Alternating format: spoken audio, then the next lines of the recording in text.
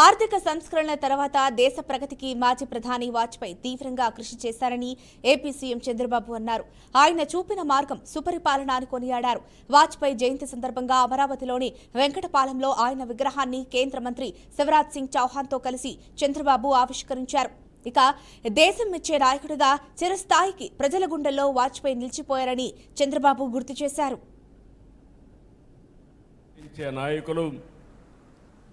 అరుదైన నేత మాజీ ప్రధాని అటల్ బిహారీ వాజ్పేయి జయంతి గణనీయమైన నివాళులర్పించుకోవాల్సిన అవసరం ఉంది. అమరావతిలో కొత్తగా రాజధాని నిర్మాణం చేస్తామంటే ఇక్కడ ఎలాంటి నిర్మాణం చేయాలనుకున్నప్పుడు మాధవ్ గారు వచ్చి శత జయంతి ఉత్సవాలున్నాయి, ఇక్కడ వాజ్పేయి గారి విగ్రహం పెట్టాలని ఒక మాట అంటే నాకు పాత రోజులు జ్ఞాపకం వచ్చాయి. ఇమ్మీడియట్గా చెప్పాను, ఆ నాయకుడికి మనందరం కూడా గుర్తుపెట్టుకోవాల్సింది, చరిత్ర గుర్తుపెట్టుకునే విధంగా అమరావతిలో గణనీయమైన నివాళులర్పిస్తామని నేను వారికి చెప్పా. దాని ప్రకారమే ఈరోజు చూస్తే ఒక చరిత్రను క్రియేట్ చేసే విధంగా మనం ఇక్కడ పెట్టాం.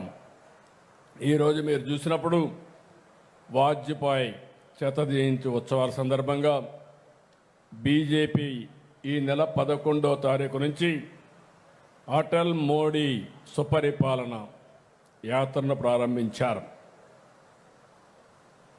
నేను చూశాను, వాచ్ చేస్తా వచ్చాను.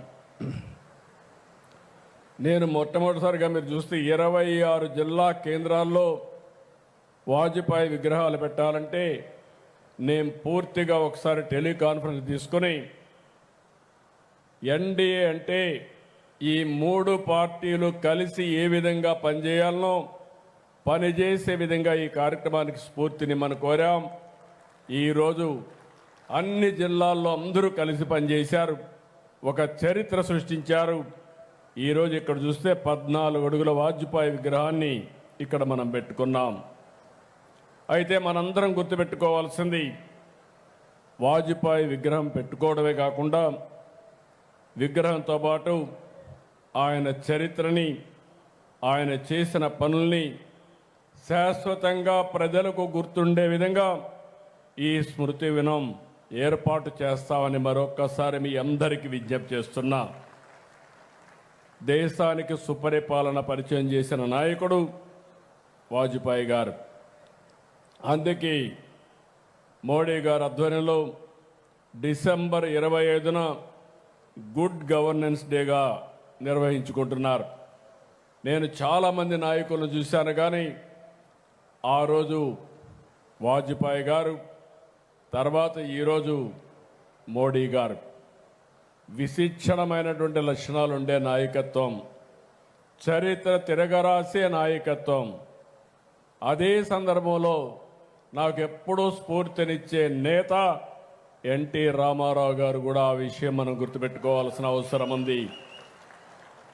ఈరోజు మనందరం ఒక్కసారి చరిత్ర ఆలోచిస్తే నాయకులు ఏ విధంగా చరిత్ర తిరగరాస్తారో ఒకసారి నెమరు వేసుకుని మళ్ళీ మనం ముందు పోగలిగితే తిరుగుండదు. మొట్టమొదటిసారిగా ఈ దేశంలో వాజ్పేయి గారి నాయకత్వం. ఆ తర్వాత మీరు ఆలోచిస్తే యాంటీ కాంగ్రెస్ సెంటిమెంట్కు బీజం వేసిన వ్యక్తి నందమూరి తారక రామారావు గారు అని చెప్పి కూడా నేను మీకు తెలియజేస్తున్నా. ఎప్పుడు కూడా ఎన్టీ రామారావు గారు, వాజ్పేయి గారు చాలా చనువుగా ఉండేవాళ్ళు. ఎన్టీ రామారావు గారిని 84లో ఆ రోజు కావాలని కేంద్రం ఇందిరాగాంధీ గారు ప్రభుత్వాన్ని రద్దు చేస్తే ముందుండి నడిపించిన వ్యక్తులు అద్వానీ గారు, వాజ్పేయి గారు అని చెప్పి కూడా మీకు గుర్తు చేస్తున్నా. ఆ తర్వాత అనేక సందర్భాల్లో మీరు చూస్తే నేషనల్ ఫ్రంట్ పెట్టి, నేషనల్ ఫ్రంట్ ద్వారా ఈ దేశంలో యాంటీ కాంగ్రెస్ బీజం వేసిన మొట్టమొదటి నాయకుడు, ప్రభుత్వాన్ని ఏర్పాటు చేసిన నాయకుడు ఎన్టీ రామారావు గారు అని చెప్పి కూడా నేను మీకు తెలియజేసుకుంటున్నాను. అదే సందర్భంలో ఇప్పుడే మిత్రులు మాట్లాడినప్పుడు మొట్టమొదటిసారిగా ఈ దేశంలో ఆర్థిక సంస్కరణలు ప్రారంభించిన వ్యక్తి కూడా పివి నరసింహరావు గారు. అతను కూడా తెలుగు బిడ్డ అనే విషయం మనం గుర్తుపెట్టుకోవాల్సిన అవసరం ఉంది. ఈరోజు ఏ నాయకుడిని చూసినా 1924 డిసెంబర్ 25న మధ్యప్రదేశ్ గ్వాలియర్లో ఒక సాధారణ కుటుంబంలో పుట్టిన వ్యక్తి వాజ్పేయి గారు.